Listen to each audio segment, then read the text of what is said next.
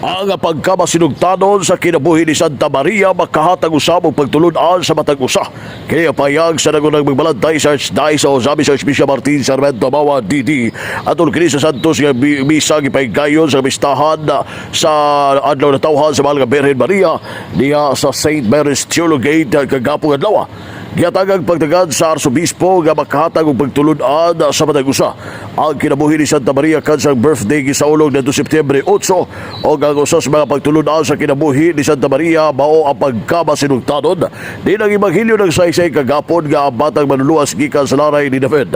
Og tungod sa pagkamasinugtanon, humility o commitment sa kinabuhi ni Santa Maria nga nakahatag sa matag usa nga puy-an usab ang maong pagtulunan nga namati sa pulong sa Ginoo. Mati sa anghel o bitubag o sa yes o bisalig ganto sa Ginoo nga ubanan kini sa kinabuhi nga walay pagduha-duha o wala maggani nagutana sa plano sa Ginoo. Kini nga pagtulon-an nga sa matag kinabuhi mapuy-an unta sa matag usa ang total obedience to the church apan gadog gihapon sumapas sa Arsobispo nga daghan ang nagbuhat og dili maayo, abortion, illegal drugs, korupsyon. Ngano nahitabo magyapon kini kun namati sa pulong sa Ginoo og diha sa simbahan giampo man ang obedience sa mga kaprihan apan ada pagyapoy mga wala mopuyo sa ilang pagkamasinugtanon diha sa ilang obispo.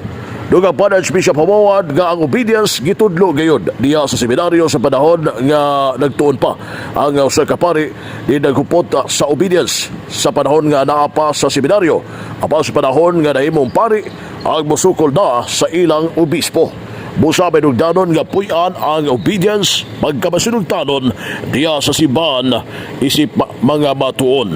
Ariya tibi kamay payag sa nagunang magbalantay sa Archdiocese sa Ozami sa tulog ni Santos Gabisa nga gipaygayon sa St. Mary's Theologate dili sa Archdiocese sa Ozami. Namati siya sa pulong sa anghel o mitando, yes. Misalig siya nga ubanan siya sa Ginoo diha sa iyang kinabuhi. Wala siya'y pagduha-duha. Wala siya'y personal agenda. She did not question God's plan. Sa atong kinabuhi, doon na ba kita'y total obedience to the church? Sige tag-ampo, no? Kanabitang mga pari nga unta wala na'y abortion. Pero madungog mo lang gyapon ta na'y abortion. Sa to pa di ay wala gyud ay obedience ang ato nga mga labi na gyud ang mga mahimong inahan. Dinapod sa simbahan ato pod nga kining giampo gyud ang obedience sa mga kaparian. Pero sahay kusog kaayo nga muatake sa obispo. Ang part of asa ko nang ikasulti kamay po nang mo atake na to kaya ron kita makaluhod sa altar o makaampo.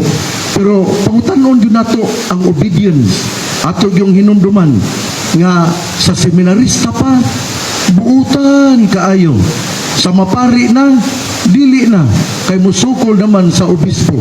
Ang Arsobispo sa lokal nga simbahan sa Archdiocese sa Ozami atong kini Santos Gabisa gipaygayon sa St. Mary's Theologate. Alang sa diya sa December juga palang radio simbahan Dominio Manuel aron kini cheer dadag sadak bayan.